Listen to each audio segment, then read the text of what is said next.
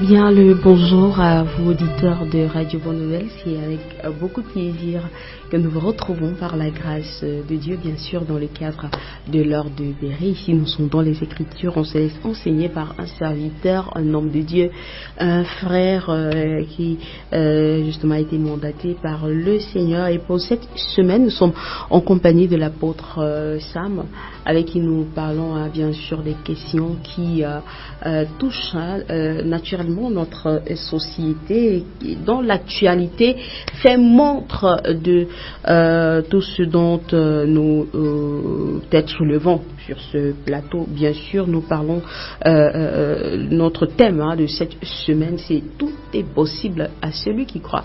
Tout est possible à celui qui croit. J'espère donc que vous êtes déjà scotché sur la 102.5 FM. On va simplement se tourner vers l'apôtre et lui souhaiter la bienvenue dans ce studio. Merci beaucoup. Je me sens en famille. Ah ouais.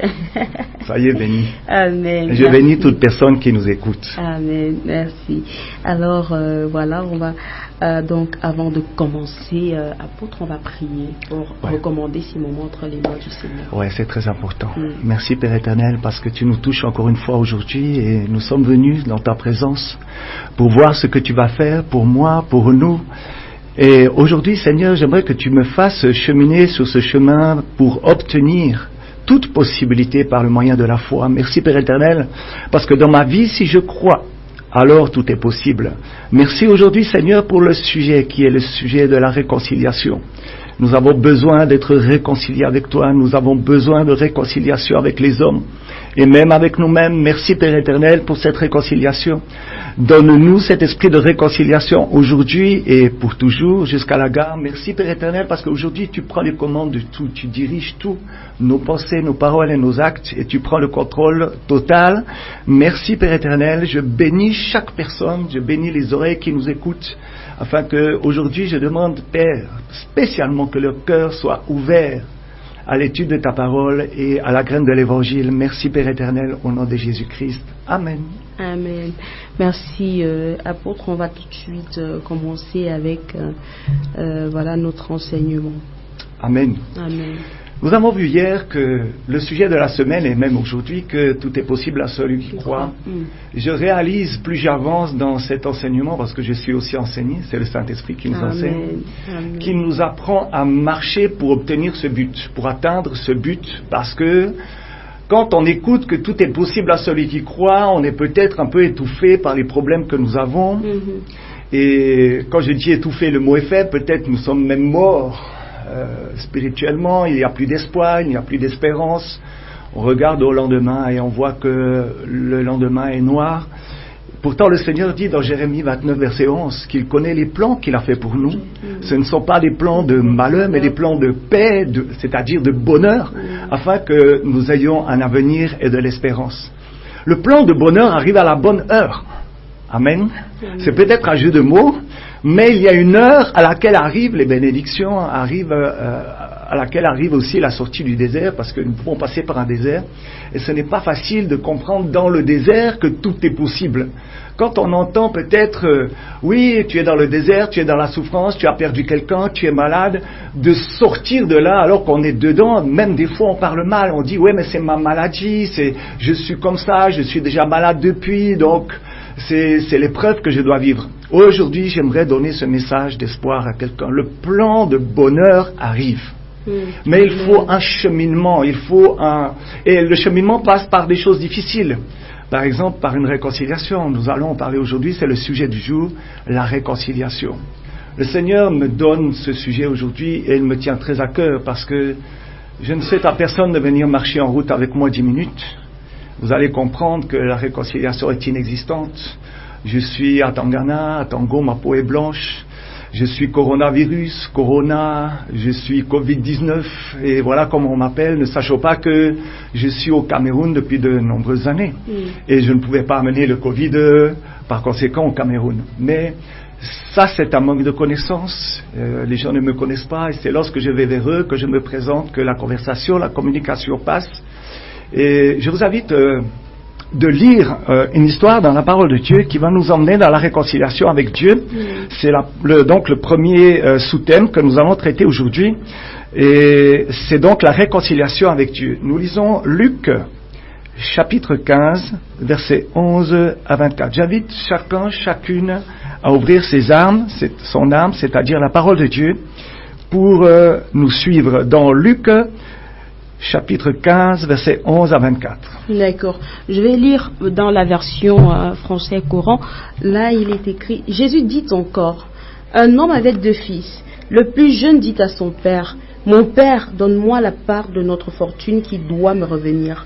Alors le père partagea ses biens entre ses 2 fils. Peu de jours après, le plus jeune fils vendit sa part de la propriété et partit avec son argent pour un pays éloigné. Là, il vécut dans le désordre et dissipa ainsi tout ce qu'il possédait. Quand il eut tout dépensé, une grande famine survint dans ce pays et il commença à manquer du nécessaire. Il alla donc se mettre au service d'un des habitants du pays, qu'il envoya dans ses champs garder les cochons. Il aurait bien voulu se nourrir des fruits du caroubier que mangeaient les cochons, mais personne ne lui en donnait. Alors il se mit à réfléchir sur sa situation et il se dit, tous les ouvriers de mon père ont plus à manger qu'il ne leur en faut. Tandis que moi ici, je meurs de faim. Je veux repartir chez mon père et je lui dirai, mon père, j'ai péché contre Dieu et contre toi. Je ne suis plus digne que tu me regardes comme ton fils. Traite-moi donc comme l'un de tes ouvriers. Et il repartit chez son père. Tandis qu'il était encore assez loin de la maison, son père le vit et en eut profondément pitié. Il courut à sa rencontre, le serra contre lui et l'embrassa. Le fils lui dit alors, mon père, j'ai péché contre Dieu et contre toi. Je ne suis plus digne que tu me regardes comme ton fils. Mais le père dit à ses serviteurs, dépêchez-vous d'apporter la plus belle robe et mettez-la lui. Passez-lui une bague au doigt et des chaussures aux pieds. Amenez le veau que nous avons engraissé et tuez-le. Nous allons faire un festin et nous réjouir, car mon fils que voici était mort et il est revenu à la vie. Il était perdu et je l'ai retrouvé. Et ils commencèrent la fête. Alléluia. Amen. Vous connaissez tous l'histoire du fils prodigue. Bien sûr. C'est une histoire qui peut me toucher lorsque je suis dans une situation où j'ai lâché la main de Dieu. Je pose toujours la question, lorsque la main de Dieu est tendue vers moi et que moi je lui tiens la main, lequel des deux lâche? Et la réponse c'est que Dieu ne lâche jamais ma main. Jamais. C'est moi qui vais lâcher sa main. Jamais. Et j'aimerais parler à quelqu'un qui a lâché la main de Dieu là maintenant, que pour qu'il y ait une possibilité, pour que tout soit possible dans ta vie, il faut te réconcilier avec ton Père. Nous avons ici une image dans cette parabole du fils prodigue où on voit un père et son fils. Il faudrait déjà que Dieu soit notre Père, parce qu'il y a déjà une affinité, il y a déjà, s'il est mon Père, je sais que il y a une intimité. Donc, aujourd'hui, si on dit que ouais, mais Dieu est loin, Dieu n'est pas là, Dieu est absent, pourquoi il ne me répond pas, il est silencieux?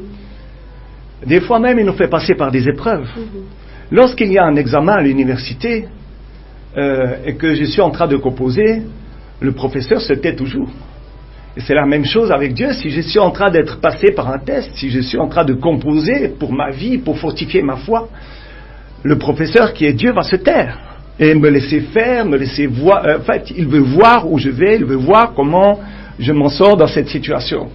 Donc, il est très important de considérer dans la parole du fils prodigue qu'à un moment ou à un autre, il faut une introspection, il faut une remise en question, il faut un examen de conscience. Il est dit dans le verset 17 qu'il est revenu en lui-même, dans la version Louis II. Il est revenu en lui-même, et il est revenu en lui-même à partir du moment où on revient à nous. Il y a comme quelque chose qui nous relève. Là, il y a un début de foi, parce que je ne vois pas la fin du problème, mais comme je suis en train de me lever, je peux imaginer que le problème arrive. Je commence à imager le bout du tunnel, comme on dit. Alléluia. Amen. Et donc, je relis le verset 17. Dans la version Louis II, il est dit, étant rentré en lui-même, il se dit. Donc, à partir du moment où tu rentres en toi-même, tu commences à te parler. Tu te dis que, menace, là j'ai peut-être lâché la main de Dieu. Je ne vais plus dans les églises, je ne marche plus parce que j'ai été déçu, je marchais d'une à l'autre. Je préfère rester chez moi et puis j'écoute des cultes à la carte. Tu seras toujours bien chez toi parce que tu vas toujours entendre ce que tu veux entendre. Dieu va te parler comment si tout d'un coup il y a quelque chose à corriger dans ta vie. Quand un jour tu vas entendre homme de peu de foi, tu vas te frustrer. Et tu vas peut-être même quitter l'église parce que tu étais visé par... Mais mon frère, ma sœur, j'aimerais dire à quelqu'un aujourd'hui qu'un évangile qui n'expose pas le péché n'est pas un évangile de Jésus-Christ. Amen. Il faut que le péché, il faut que le défaut, la parole de Dieu est comme un scanner, est comme une épée à deux tranchants dans Hébreux 4, verset 12, capable de diviser l'âme et l'esprit, et il y a les moelles et les jointures, c'est comme un scanner. Je vais à l'hôpital, j'ai un problème au bas du ventre, comme une grosseur, je passe un scanner, je vois qu'il y a des kystes, je vois qu'il y a des myomes, je vois qu'il y a un cancer, et c'est seulement par le passage du scanner, c'est seulement par le passage de la parole de Dieu que je peux voir que j'ai un problème à un endroit ou à un niveau. Donc ici, il est rentré en lui-même et il se dit, combien de mercenaires chez mon père ont du pain en abondance et moi ici je meurs de faim. On ne parle pas évidemment d'une faim, d'une famine physique ici, mais dans l'autre cas, si je lâche la main de Dieu, c'est une famine qui devient spirituelle. 18. Je me lèverai et j'irai vers mon Père et je lui dirai. Vous voyez qu'il est très important que lorsqu'on revient en nous-mêmes, on commence à se parler et on se lève. Il est dit dans la parole de Dieu, mon oint tombera 6 fois, 7 fois, je le relèverai, parce que pour Dieu, il est important que je sois debout. Et à partir du moment où il est debout, alors il prend la direction de son Père. Aujourd'hui, j'invite mon voisin, ma voisine, ma sœur, mon frère, ma famille à se relever, à se réconcilier avec Dieu. Parce que nous avons tous reçu le ministère de réconciliation. Nous allons lire la parole de Dieu un petit peu plus loin. Dans 2 Corinthiens, chapitre 5, verset 18. Je vous invite à ouvrir votre Bible, la parole de Dieu vivante, dans 2 Corinthiens, chapitre 5, verset 18. D'accord. 2 Corinthiens, chapitre 5, verset 18. Tout cela vient de Dieu, qui nous a réconciliés avec lui par le Christ et qui nous a confié la tâche d'amener d'autres hommes à la réconciliation avec lui. Amen.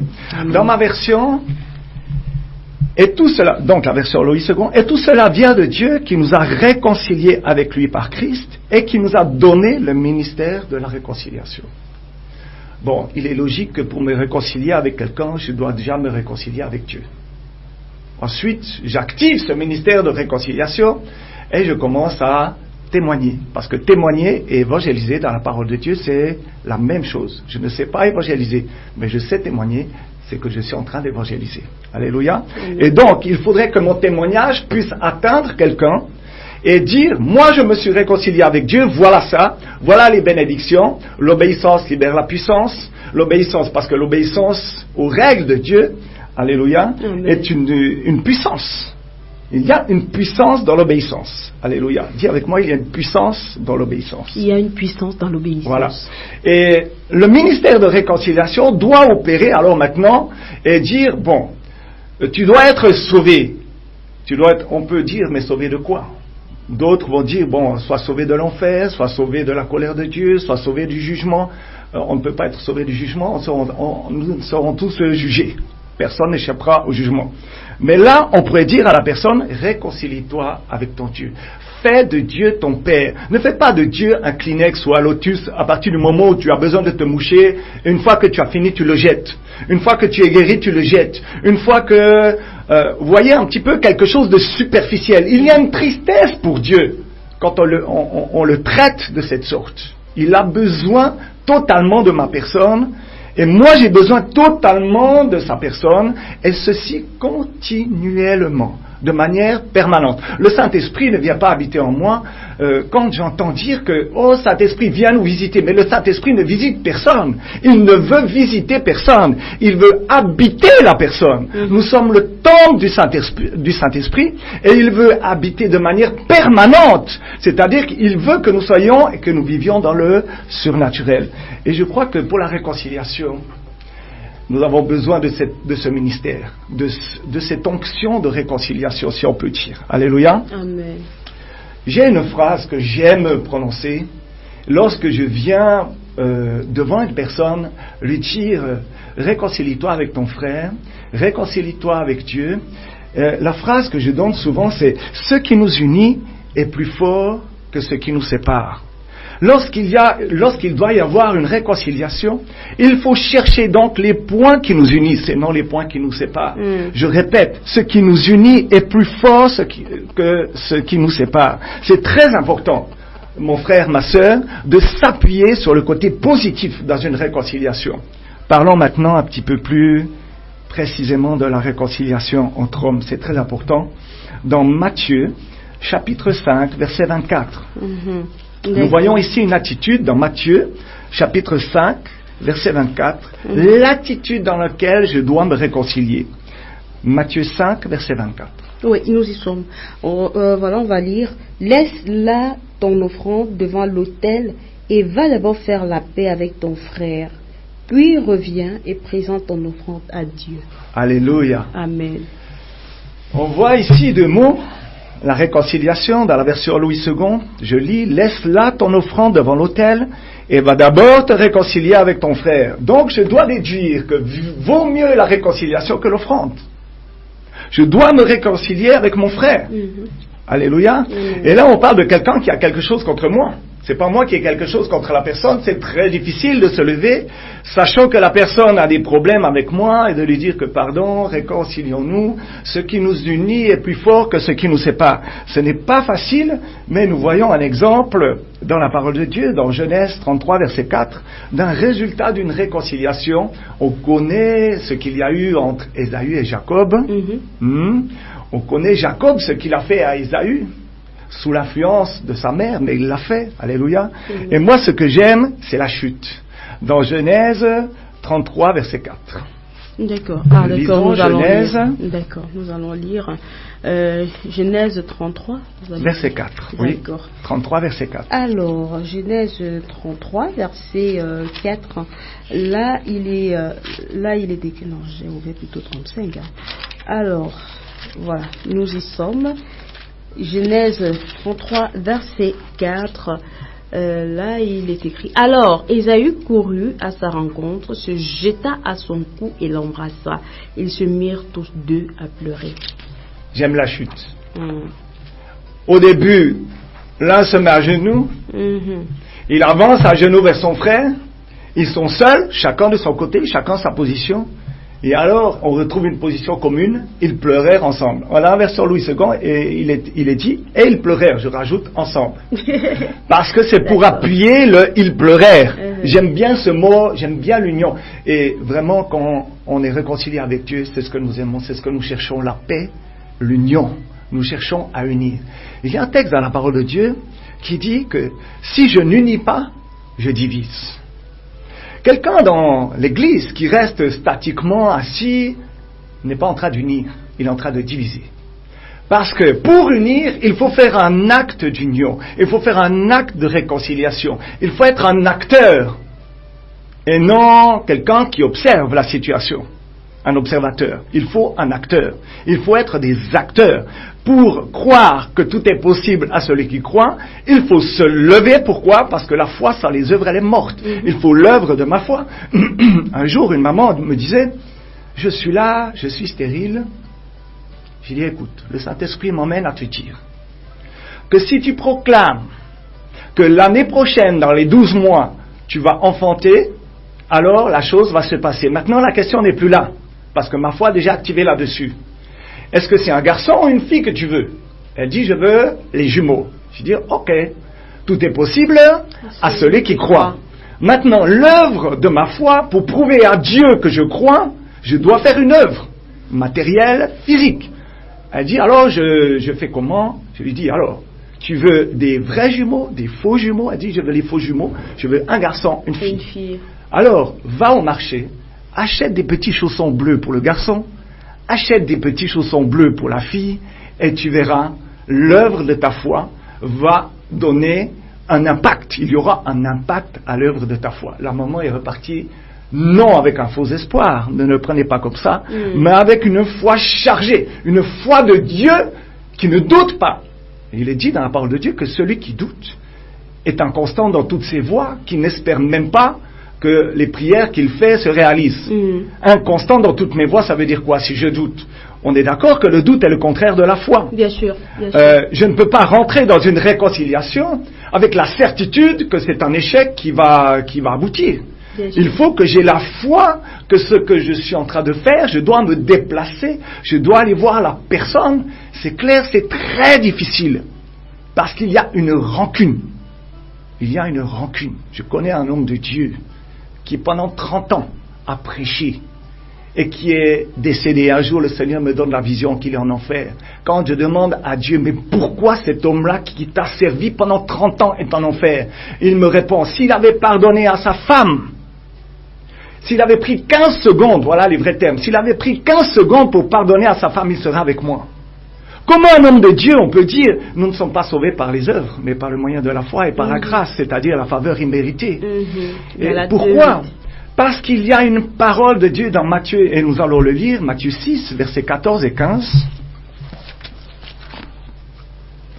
Matthieu 6, versets 14 et 15. D'accord, nous y sommes. Matthieu 6, versets 14 et 15. Là, il est écrit: en effet, si vous pardonnez aux autres le mal qu'ils vous ont fait, votre Père qui est au ciel vous pardonnera aussi. Mais si vous ne pardonnez pas aux autres, votre Père ne vous pardonnera pas non plus le mal que vous avez fait. Amen. Je peux demander pardon à Dieu du matin au soir pendant 10 ans. Mais si j'ai la rancune envers quelqu'un, Dieu, vous venez de l'entendre, c'est la parole de Dieu qui a parlé, n'est-ce pas? Ne peut pas me pardonner. Donc ne peut pas me sauver. Est-ce que quelqu'un qui a des péchés peut atterrir dans le ciel? Amen. Donc il est très important de passer déjà par l'étape de gérer la rancune, c'est-à-dire, est-ce que dans mon cœur, j'ai enfermé quelqu'un? J'en veux à quelqu'un? Est-ce que je serre les dents quand je croise cette personne en route? Est-ce que je change de sens, je change de côté, je change de trottoir, comme on dit en Europe, je change de trottoir pour ne pas croiser la personne, parce que mes dents se serrent? Si c'est le cas, alors je t'invite à pardonner de tout ton cœur aujourd'hui, et Dieu va enfin pouvoir te pardonner. Tu n'y crois toujours pas? Quel est le sens de la prière dominicale? Père, pardonne nos offenses, et comment? Nous pardonnons aussi à ceux qui nous ont offensés. Alléluia! Tout le monde le récite, mais est-ce que tout le monde le comprend? Je dois donc, pour être pardonné, je dois pardonner. Je simplifie donc cette prière. Pour être pardonné, je dois pardonner. Pour être guéri, je dois pardonner. Pour être délivré, je dois pardonner. Pour arriver dans le domaine surnaturel du possible, je dois pardonner. La plupart des esprits qui sont dans les corps, qu'on trouve dans les corps, ont pour porte ouverte la rancune.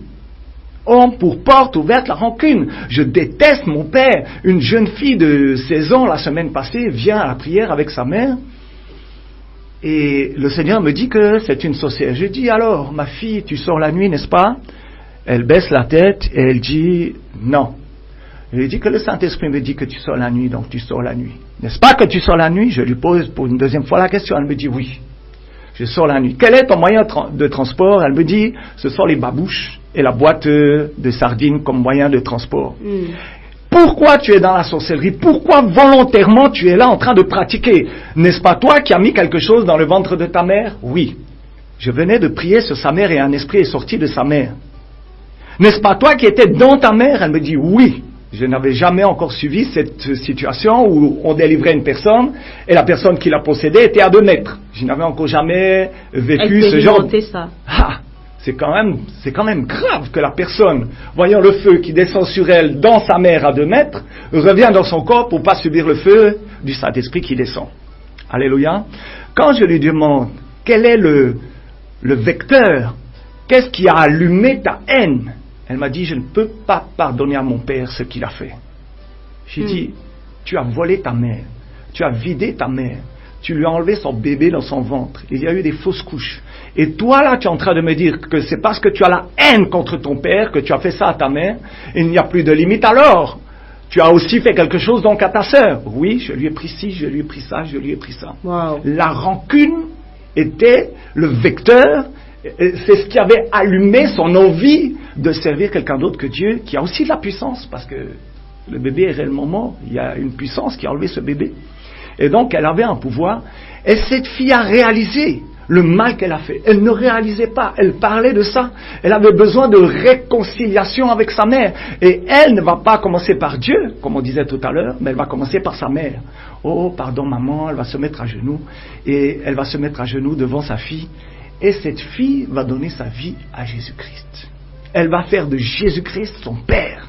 Là, nous voyons un miracle extraordinaire, parce qu'elle pouvait le faire avec sa bouche, de dire oui, je donne ma vie à Jésus-Christ, c'est terminé, et quand je tourne le dos d'ici, je continue mes pratiques. Mais le Saint-Esprit a attesté que réellement, cette jeune fille a donné sa vie à Jésus-Christ. Vous voyez que même en étant sorcier, 30 minutes plus tard, il y a une possibilité de réconciliation. Dieu nous récupère, Dieu nous reprend. On voit au niveau du fils prodigue, que le père, voyons un petit peu l'attitude du père. Dans Luc 15. Dans Luc 15, au verset 20. À partir du verset 20, nous allons relire. D'accord, à partir du verset 20. Et nous allons voir une réconciliation. Et nous allons voir qui c'est qui court. D'accord. Luc 15, à partir du verset 20, là il est écrit: Et il repartit chez son père. Tandis qu'il était encore assez loin de la maison, son père le vit et en eut profondément pitié. Il courut à sa rencontre, le serra contre lui et l'embrassa. Amen. Ça, mon frère, ma sœur, j'en suis persuadé que Dieu a cette possibilité aujourd'hui de le faire avec toi. Lorsque tu dis dans ton cœur, lorsque tu reviens à toi-même et de dire, je commence à me lever, je me lève donc, je reprends la route, c'est-à-dire le chemin spirituel de sanctification, de consécration. Amen. Je reviens m'accrocher à Dieu. Je me détache du monde, je me détache de ce que je faisais qui déplaît à Dieu. En priant, par exemple, Seigneur, détache-moi de ce qui m'a détaché de toi. Et donc, ou éloigne-moi de ce qui m'éloigne de toi. Vous savez que c'est la prière la plus dangereuse pour un chrétien. Très dangereuse, hein. Elle est très dangereuse, j'en sais quelque chose en tout cas. Même un pasteur disait un jour, j'ai dit, Seigneur, éloigne de moi mes ennemis. Et des amis sont partis. Il y a des prières très dangereuses que le Seigneur accomplit. Quand je dis dangereux, c'est bon, vraiment, pas forcément dans le mauvais sens, dans le mauvais terme. C'est positivement que je parle. Alléluia. Faut pas mal comprendre. Amen. Et là, on voit un père qui court en direction de son fils. Moi, je crois que si tu lèves la main, Dieu va encore baisser sa main. Plus loin. Parce qu'elle est déjà baissée. Elle attend de me récupérer. Elle attend de te récupérer.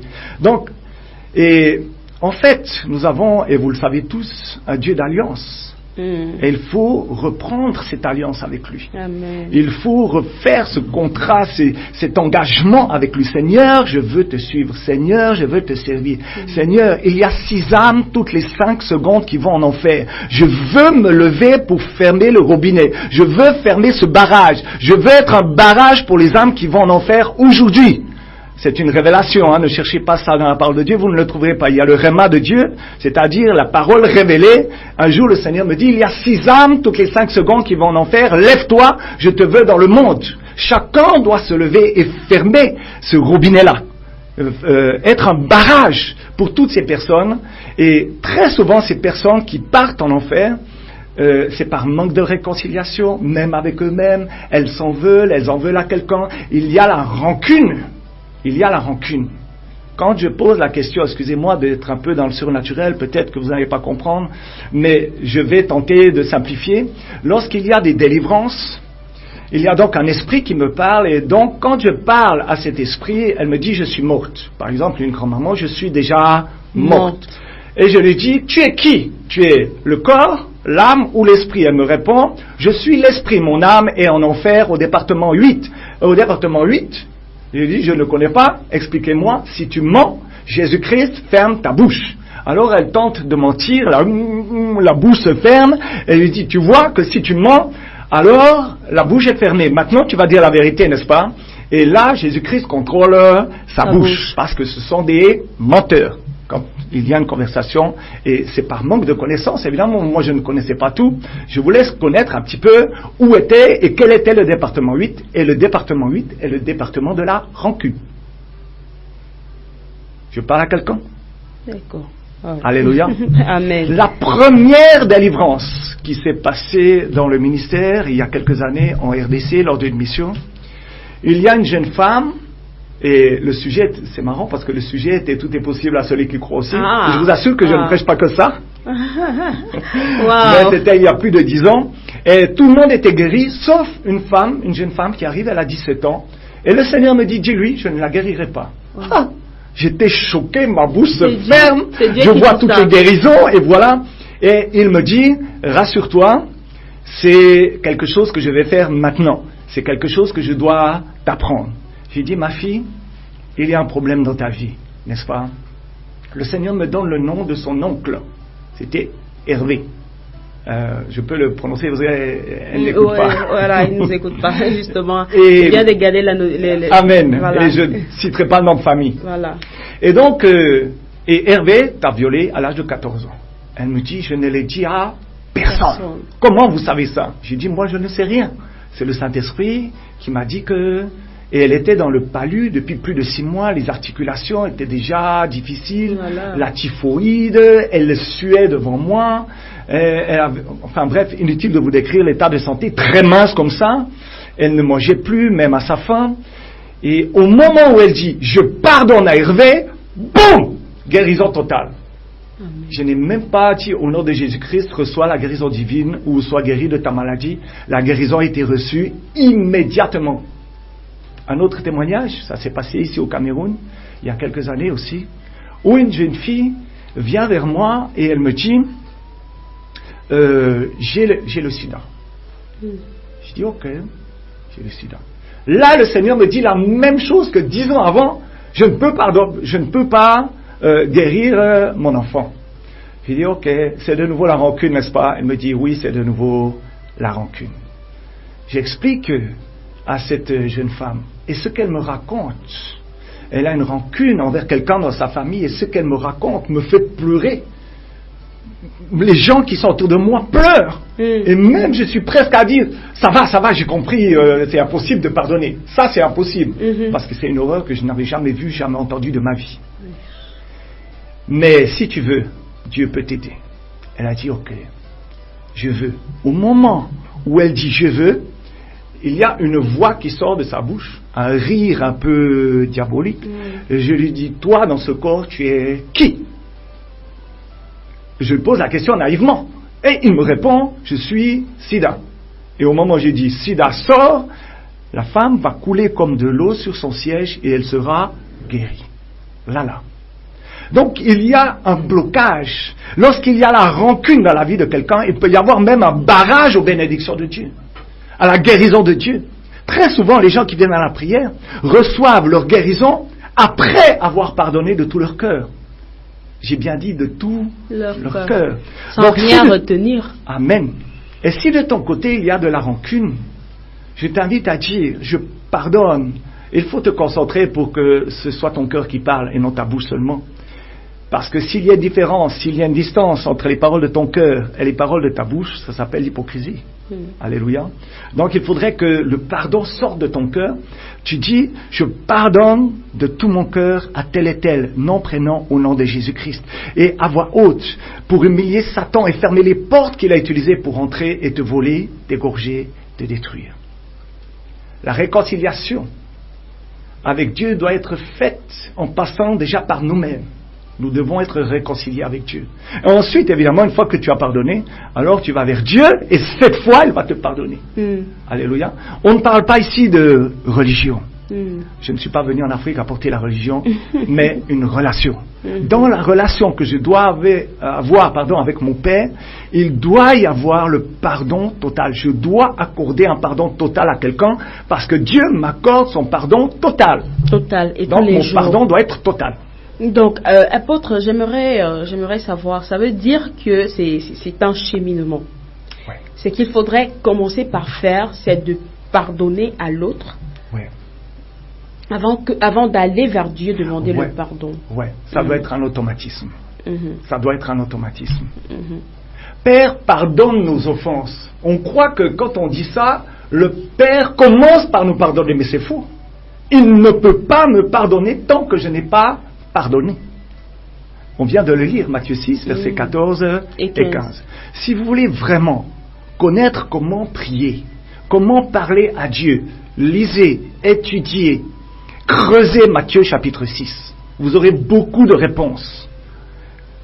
Peut-être même tu seras choqué. Que le Saint-Esprit vraiment t'inspire lorsque tu vas étudier ce chapitre 6 de Matthieu. C'est très important. Amen. Pour la réconciliation, c'est très important. Voyons un petit peu maintenant un sujet qui fâche un peu au Cameroun. Et c'est le tribalisme. Et il y a une loi qui vient de sortir, une loi d'État qui vient de sortir contre le tribalisme. Certainement que petit à petit, elle sera appliquée. Mais le tribalisme vient de la différence qu'on fait entre vous et moi. Tribu. Maman, vous avez la peau brune, moi j'ai la peau blanche. Mais il y a quelque chose qui nous unit. Plusieurs choses nous unissent. Ce qui nous unit est plus fort que ce qui nous sépare.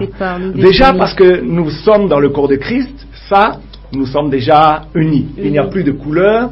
Moi, je sais que lorsque je rentre normalement dans une église qui est à Jésus-Christ, où Dieu est aux commandes de cette église, personne ne me regarde de travers ou personne ne me donne un trône pour m'asseoir. Je ne veux rien de plus que ce que vous avez.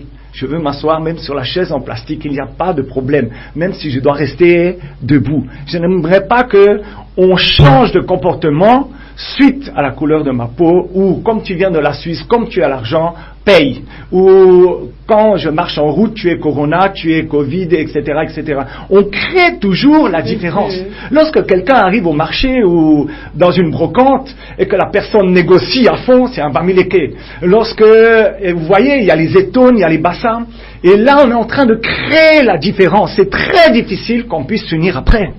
Parce qu'on a déjà des idées préconçues, déjà établies, que comme c'est un étone, il est comme ci. Comme c'est un bassin, il est comme ça. Et comme elle est doigt là, c'est comme ça qu'elle va agir. Faisons très attention à la différence. J'aimerais qu'on prenne des textes et on va mettre tout le monde d'accord sur le tribalisme.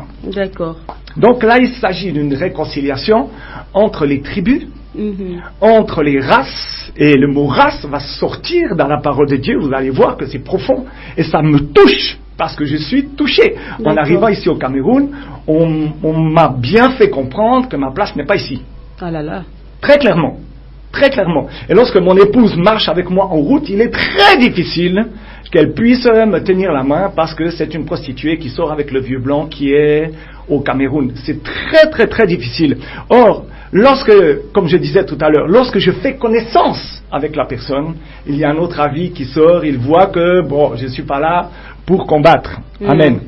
Amen. Voyons ces textes maintenant. Donc, j'aimerais dire à quelqu'un qu'il n'y a pas de différence entre toi et moi. Entre vous et moi, maman, il n'y a pas de différence. Bien sûr. Nous avons le même Père. Le même Père. Malachie, chapitre 2, verset 10. D'accord. Alors, Malachie, chapitre 2, verset 10, nous y sommes. On va lire. N'avons-nous pas tous le même Père? N'est-ce pas le même Dieu qui nous a créés? Alors, pourquoi sommes-nous déloyaux les uns envers les autres en violant l'alliance conclue entre Dieu et nos ancêtres? Alléluia. Amen. Nous sommes sous l'ancienne alliance encore ici, mais aujourd'hui, sous la nouvelle alliance, nous pouvons en prendre un exemple. N'avons-nous pas tous un seul Père? Je vous pose la question. Avons-nous le même Père, maman? Bien sûr. Amen. N'est-ce pas un seul Dieu qui nous a créés? Encore ça. Alléluia. Amen. Et comme nous avons le même Créateur, nous avons donc le même Père.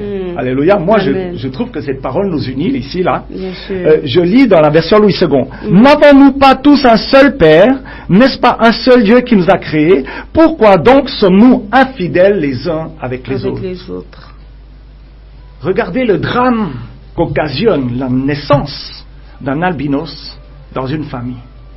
La famille commence à être rejetée. L'albinos, la personne qui a cette maladie d'albinos, excusez-moi, j'aimerais choquer personne, je les aime de tout mon cœur.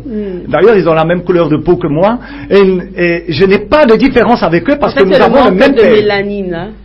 Ouais, c'est un problème de mélanine. C'est un problème de mélanine. Voilà. Et donc, bon. Alléluia. Amen. Avançons un petit peu. C'est vraiment quand il y a la différence, même quelqu'un qui, dans un accident, commence à perdre un pied, commence à perdre une main, commence à perdre un œil, on indexe et on regarde et on commence à raisonner. Vous voyez qu'on ne peut pas rentrer dans la foi en raisonnant. La seule chose qui va se passer en raisonnant et en faisant la différence entre les uns et les autres, c'est que Satan aura un accès pour dire que c'est Jacques qui a fait le problème. Or, la Bible dit dans Ephésiens 6, versets 10 à 15, nous n'avons pas à lutter contre la chair et le sang, mais contre les esprits qu'il y a dans les lieux célestes. Satan voudrait que ce soit Jacques le problème, Dieu voudrait que ce soit les esprits le problème. Il faut donc dissocier l'homme des esprits. Il faut donc haïr, chicoter, comme on dit ici, les esprits et aimer mon ennemi.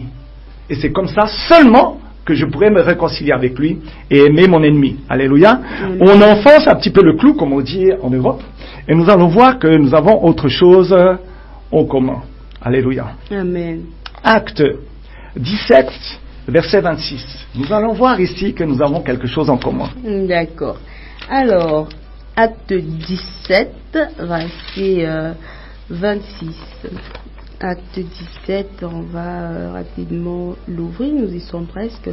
Acte 17, verset 26. Acte 17, verset 26. D'accord, nous y sommes en tout cas. Là, il est écrit: à partir d'un seul homme, il a créé tous les peuples et les a établis sur la terre entière. Il a fixé pour eux le moment des saisons et les limites des régions qu'ils devaient habiter. Amen. Amen. Amen. Là, on voit que c'est un texte qui unit. Dans la version Louis II, c'est beaucoup plus frappant, D'accord. où il est dit, et il a fait d'un seul sang. Dis avec moi, maman, tu as le même sang? Bien sûr, nous avons le même sang. Nous avons le même sang. Parce que moi, j'ai le sang qui est blanc ou qui est rouge? Nous avons le sang de Dieu. Amen. Mon sang est rouge, non? C'est rouge, bien sûr. Votre sang est rouge, non? Il est rouge également. Alléluia. Je Amen. pense que le sang de Jésus-Christ est rouge aussi. Alléluia. Et il a fait d'un seul sang toutes les races. Nous avons le mot race qui sort ici, c'est-à-dire toutes les tribus, toutes les nations. Voilà, merci maman. Toutes les communautés. Et il a fait d'un seul sang toutes les races des hommes pour habiter. Il n'est pas parlé des chrétiens ici, hein. Il est parlé de tous les hommes pour habiter sur toute la face de la terre, ayant déterminé les temps ordonnés et les bornes de leur habitation. Alléluia. Amen. Nous voyons que nous avons le même sang. Donc, maman, vous n'êtes pas brune, je ne suis pas blanc, nous sommes rouges. Alléluia. Amen. Nous avons la même couleur. La même couleur. Quelle que soit la différence physique que je vois, par le moyen de la foi, nous avons le même Père. Voilà ce qui nous unit, et ça c'est plus fort que ce qui nous sépare. Nous avons le même sang, et ça, voilà ce qui nous unit, et c'est plus fort que ce qui nous sépare, n'est-ce pas? Le sang, et la Bible dit que dans le sang, il y a la vie. Lorsqu'il y a le sang qui nous unit, lorsque nous avons le même Père, vous ne voyez pas l'union? Vous ne voyez pas la réconciliation entre les hommes? Même dans les églises, il y a le tribalisme. Il y a une famille qui peut même prendre le contrôle d'une église. Faisons très attention. Lorsqu'il y a le tribalisme, Dieu n'est pas dans cette affaire. Il faudrait que Jésus-Christ vienne et qu'il y ait la réconciliation. Lorsqu'il y a différentes tribus dans une église, nous pouvons voir souvent des groupes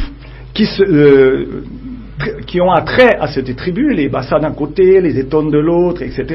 Et il ne faudrait pas qu'il en soit ainsi, parce que lorsque nous sommes dans le corps de Christ, il n'est pas divisé. Le bras n'est pas détaché du corps. Le pied n'est pas détaché du corps. Il y a une réconciliation qui doit s'opérer. Ce n'est pas que mon Église est le corps de Christ, mais nous sommes dans le corps de Christ. Il y a plusieurs églises, je ne dirais pas là dehors, mais il y a plusieurs églises qui sont et qui font partie du corps de Christ. Il y en a qui n'en font pas partie. Un jour, Satan m'avait dit dans un corps, 93% des églises sont à moi. Je laisse l'appréciation à celui qui écoute. Mais à nous de voir où est la vérité et de la poursuivre. Est-ce que là où je mets mes pieds, je peux voir ce que Dieu va faire? Et ça doit être la seule raison. Lorsque les membres viennent dans l'église, je leur dis, mais si vous êtes venus à l'église aujourd'hui, retournez chez vous. Parce qu'il faudrait que vous veniez voir ce que Dieu va faire.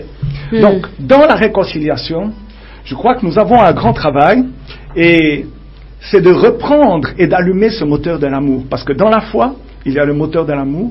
Dans la réconciliation, il y a ce moteur de l'amour. Je crois qu'il me reste 2 minutes pour prier. Bien sûr.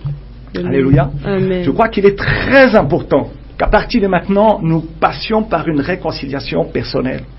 Que je pardonne à celui qui m'a offensé, que ce soit en pensée, que ce soit en parole, que ce soit en acte, parce qu'il est dit dans le texte qu'on vient de lire du fils prodigue qu'il avait péché contre son Père et le ciel. Alléluia. Il y a des anges qui sont autour de nous, qui sont attristés par notre comportement. Et nous devons faire attention de n'attrister ni le Saint-Esprit, ni Dieu, ni évidemment le Saint-Esprit et Dieu évidemment, mais ceux qui sont dans le ciel. Alléluia. Amen. Donc je prie à partir de maintenant que le Seigneur te donne la volonté de pardonner à ceux qui t'ont offensé, de demander pardon à Dieu pour tous les péchés passés, qu'ils soient volontaires ou involontaires, conscients ou inconscients. Que après cette réparation, parce que la rancune emmène l'amertume, la colère, le mécontentement, et tout ça va disparaître à partir du moment où tu vas pardonner. Je prie que le Seigneur te donne la force de te lever dans la réconciliation. La réconciliation avec tes enfants, la réconciliation avec ta femme, ton mari, la réconciliation avec ta famille, belle famille, la réconciliation avec tes voisins, la réconciliation avec l'État, même camerounais, que tu sois là pour bénir les autorités.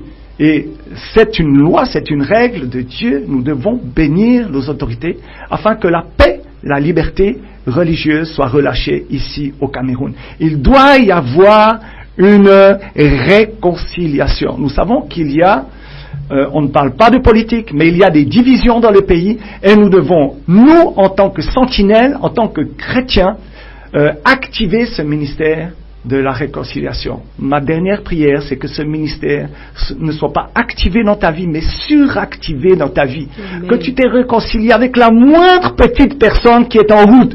Que même si tu lui dis pas bonjour, mais tu lui dis pardon. Pardon pour ce que je t'ai dit. J'ai pensé des mauvaises choses. J'ai fait des mauvaises choses sur toi. Pardon. Réconcilions-nous. Moi, et tu te représentes et tu repars. Tu repars parce que ce qui va vous unir sera plus fort que ce qui vous sépare. Gloire à l'Éternel, au nom de Jésus-Christ. Amen. Amen. Merci apôtre Sam pour ce deuxième jour, pour ce deuxième jet. Nous sommes pleinement bénis. Que le Seigneur en retour vous bénisse également. Amen. Je Alors voilà, à la présentation, j'étais Amélie Jaspe-Chamba. Francis Josué Tal nous accompagnait à la partie technique. Alors avant de partir, apôtre, peut-être quelqu'un, après nous avoir écouté, surtout aujourd'hui, voudra avoir plus d'informations, voudra peut-être vous rencontrer pour des conseils et tout. Est-ce qu'on peut avoir alors votre numéro? Amen. Alors, le 679 52 17 53. 679 52 17 53. Voilà, merci beaucoup à vous. Merci également à tous les auditeurs. La rediffusion, c'est lorsqu'il sera 1h du matin. Que le Seigneur vous bénisse. Nos programmes se poursuivent sur Radio Bonne Nouvelle.